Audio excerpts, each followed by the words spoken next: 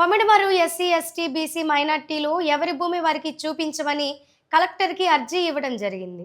ఈ రోజు గ్రామస్తులు 9 మంది, ఇతరులు కొందరు ఎంఆర్ఓను కలిసి నిన్న కలెక్టర్కి అర్జీ ఇచ్చిన వాళ్ళు నకిలీలని, మేమే అసలైన వాళ్ళమని కొన్ని పార్టీల పేరుతో ప్రకటన ఇచ్చారు. ఆ ప్రకటనలో బసవయ్య అనే వ్యక్తి మాత్రమే పమిడిమర్రుకు చెందిన వ్యక్తి, మిగిలిన మాట్లాడిన వాళ్ళు బయట వాళ్ళని తెలిపారు.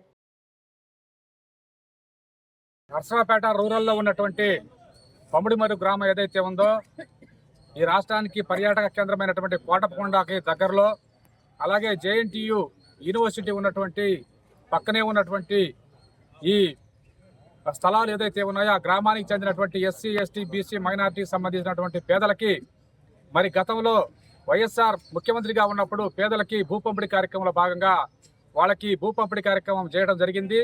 వాళ్ళకి పట్టాలు ఇవ్వడం జరిగింది. కాకపోతే ఆ భూమిని ఎవరికి వాళ్ళకి సపరేట్ చేసి ఒప్పచెప్పలా. అందుకోసం ఏంటంటే సామూహికంగానే గ్రామంలో ఇచ్చినటువంటి భూముల మొత్తాన్ని వాళ్ళు సామూహికంగా ఉపయోగించుకుంటా ఉన్నారు. అయితే దాని మీద మరి పక్కనే ఉన్నటువంటి కొంతమంది యొక్క భూబకాసురుల కన్నుబట్టంతో దాన్ని ఎట్లాగైనా సరే స్వాధీనం చేసుకోవాలా, లేదంటే వాళ్ళ దగ్గర నుంచి లాక్కోవాలనే ఉద్దేశంతో మరి కొంతమంది వాళ్ళని ప్రలోభాలు పెట్టి దాన్ని వాళ్ళకి బలవంతంగానో ఏదో రకంగా ఆ భూమిని తీసుకోవాలని చెప్పి ఉద్దేశంతో ప్రయత్నాలు ఈ మధ్యలో జరుగుతూ ఉన్నాయి.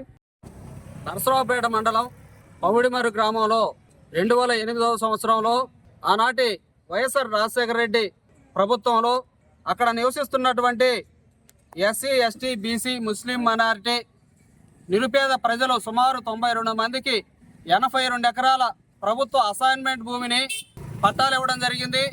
అయితే అప్పుడే ప్రభుత్వం పట్టాలు ఇచ్చారు, కానీ ఎవరైతే లబ్ధిదారులు ఉన్నారో నిరుపేదలు వాళ్ళకి ఎవరి ప్లాట్లు వాళ్ళకు చూపించలేదు.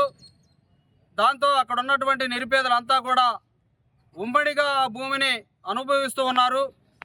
ఈ క్రమంలో ప్రభుత్వం ఎకనైనా గత 16 సంవత్సరాలుగా ఎవరి ప్లాట్లు వాళ్ళకి కేటాయించకుండా ఇబ్బందులకు గురి చేయడం సరికాదు. ఎవరి ప్లాట్లు వాళ్ళకి కేటాయిస్తే తమకు ఇష్టం వచ్చినటువంటి ఆ పంటలను సాగు చేసుకోవడానికి అవకాశం ఉంటుంది. కాబట్టి ఎవరి ప్లాట్లు వాళ్ళకి కేటాయించాలని చెప్పి నాటి నుండి నేటి వరకు ఆ పేదలు పోరాడుతూనే ఉన్నారు. అంతేకాకుండా ఎవరి ప్లాట్లు వాళ్ళకి కేటాయించకపోవడం వలన చుట్టుపక్కల ఉన్నటువంటి భూ కబ్జాదారులు ఆ భూములపై కన్నేసి ఏదో విధంగా పేదలకు ఇచ్చిన భూముల్ని కబ్జా చేయాలని ఒక దురుద్దేశంతో అక్కడ ఇటీవల కాలంలో కొంత భూమి రాబందులు లాంటి భూ కబ్జాదారులు చదును చేయడం జరిగింది.